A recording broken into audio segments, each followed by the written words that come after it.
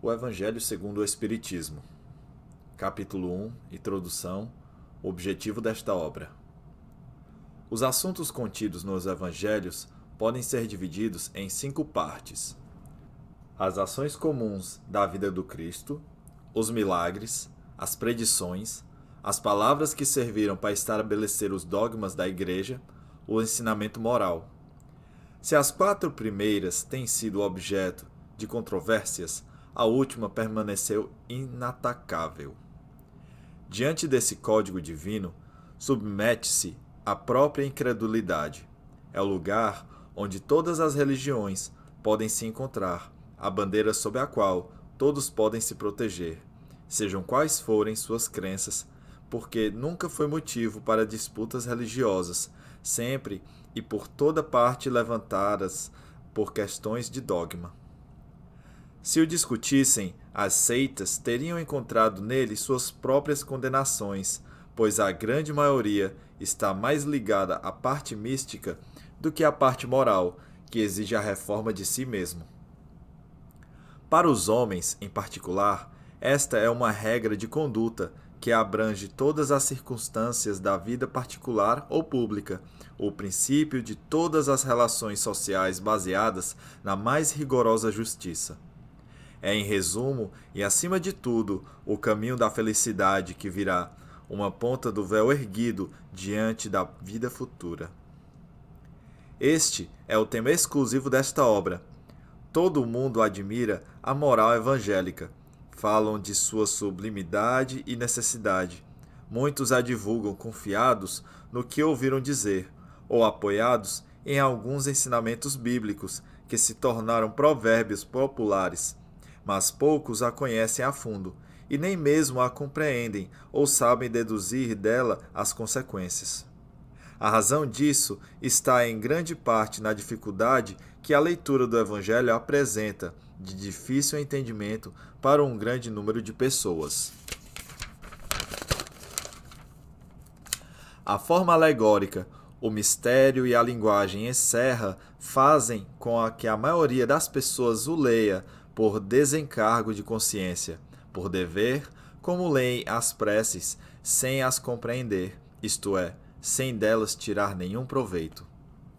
Os ensinamentos morais passam despercebidos, espalhados aqui e acolá, em meio à grande quantidade de narrativas. Torna-se, assim, impossível compreendê-los como um todo e fazê-los objeto de uma leitura ou de medição em separado.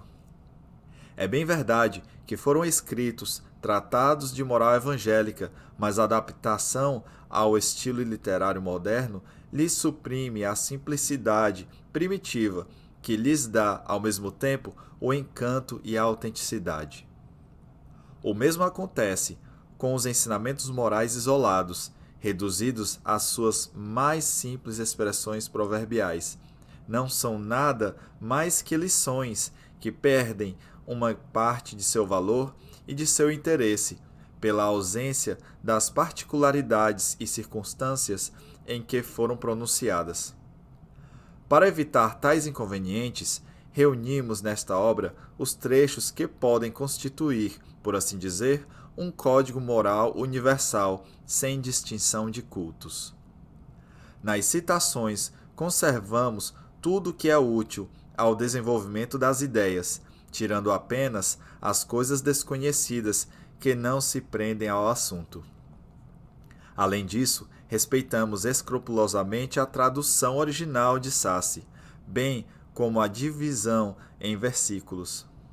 Mas, ao invés de nos determos em uma ordem cronológica sem real utilidade nesse caso, os ensinamentos foram agrupados e classificados metodicamente conforme sua natureza, de maneira que possam ser diferenciados, tanto quanto possível, uns dos outros. A ordem de numeração dos capítulos e dos versículos bíblicos foi mantida para consulta, se for necessário. Foi apenas um trabalho material que, isolado, teve somente uma utilidade secundária. A essencial foi colocá-lo ao alcance de todos, por meio da explicação das passagens de difícil entendimento e o desenvolvimento de todas as consequências com o objetivo de aplicação às diferentes circunstâncias da vida. Foi o que tentamos fazer com a ajuda dos bons espíritos que nos assistem. Muitos dos assuntos dos evangelhos, da Bíblia e dos autores sagrados em geral são de difícil entendimento e muitos até parecem absurdos devido à falta de uma chave para compreender o seu verdadeiro sentido. Essa chave está inteiramente no Espiritismo, como já puderam convencer-se os que estudaram seriamente e como também será ainda melhor reconhecido mais tarde. O Espiritismo se encontra por toda parte, na antiguidade e em todas as épocas da humanidade. Encontram-se em toda parte vestígios dele nas Escrituras, nas crenças e nos escritos, e é por isto que, ao abrir novos horizontes para o futuro, lança uma luz esclarecedora sobre os mistérios do passado.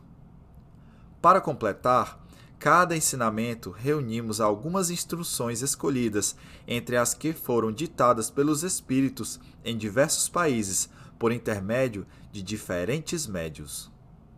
Se estas instruções tivessem saído de uma única fonte, poderiam sofrer uma influência pessoal ou do meio, enquanto as diversas origens de onde vêm provam que os espíritos dão seus ensinamentos em todos os lugares e que não há ninguém privilegiado nessa relação.